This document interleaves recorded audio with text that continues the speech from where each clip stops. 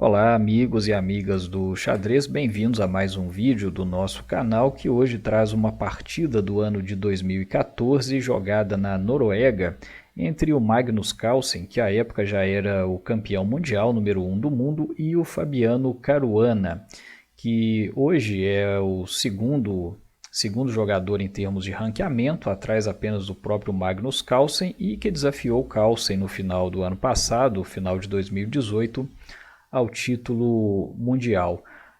O Magnus Carlsen acabou conseguindo manter o título, mas o Fabiano Caruana conseguiu a proeza de empatar 12 partidas de xadrez pensado com o Carlsen. A disputa só terminou no xadrez rápido, quando o Carlsen demonstrou a sua superioridade. Mas nessa partida de 2014, eu acredito que o Magnus Carlsen deva ter tido a sua vitória mais fácil sobre o Caruana. A partida se desenvolveu por apenas 11 lances e o Caruana entrega o jogo com um erro primário, um erro de principiante, que o faz abandonar imediatamente. Vamos ver como é que se deu o embate dos dois.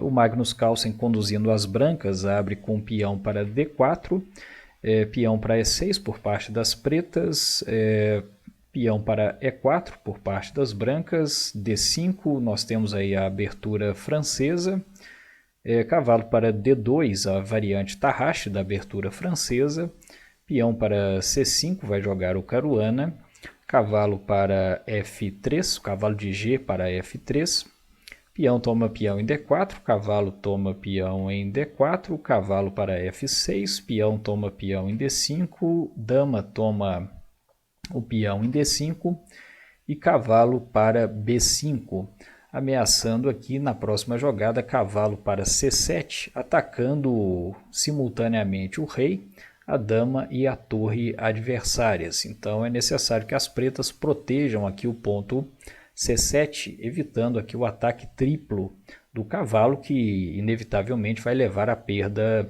da dama.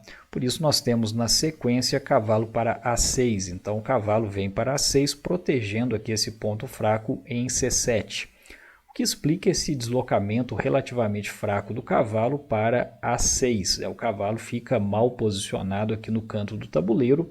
A casa ideal de desenvolvimento do cavalo seria C6, mas com essa necessidade de proteção aqui de C7, nós temos essa movimentação atípica por parte do Caruana. O Carlsen retrocede o cavalo para C3, atacando a dama adversária, que volta para sua casa inicial em D8, dama para D8.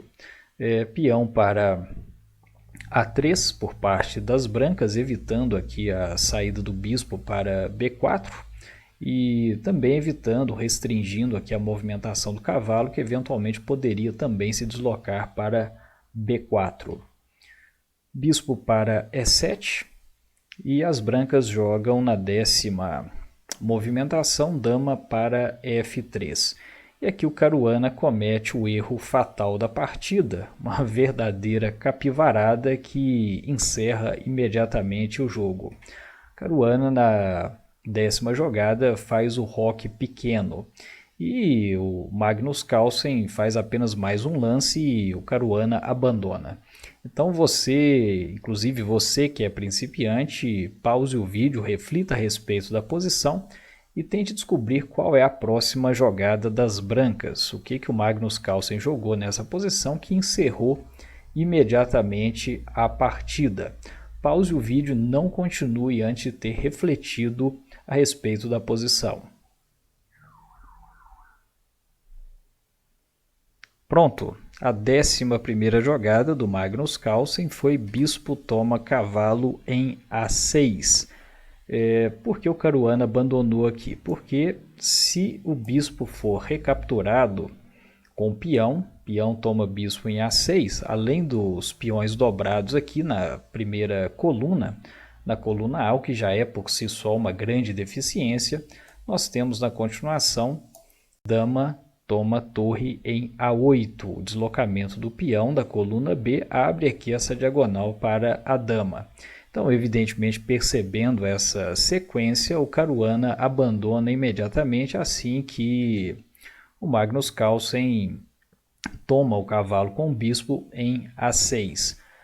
Voltando aqui, qual que seria a defesa ideal, a movimentação ideal das pretas nesse ponto? Ao invés do roque, o Caruana deveria ter jogado o cavalo para C7, por exemplo, evitando aqui essa captura e abertura da diagonal que expõe a torre na sua casa inicial em A8. Então, uma verdadeira capivarada por um jogador de nível altíssimo.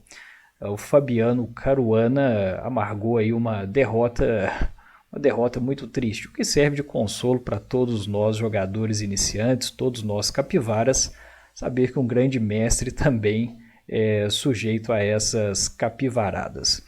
Espero que todos tenham gostado do vídeo. Deixe aí o seu comentário, as suas dúvidas, suas observações.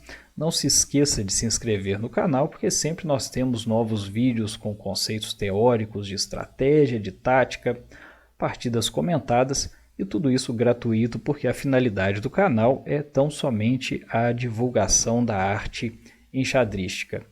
Agradeço a todos e todas a atenção, um forte abraço e até a próxima oportunidade.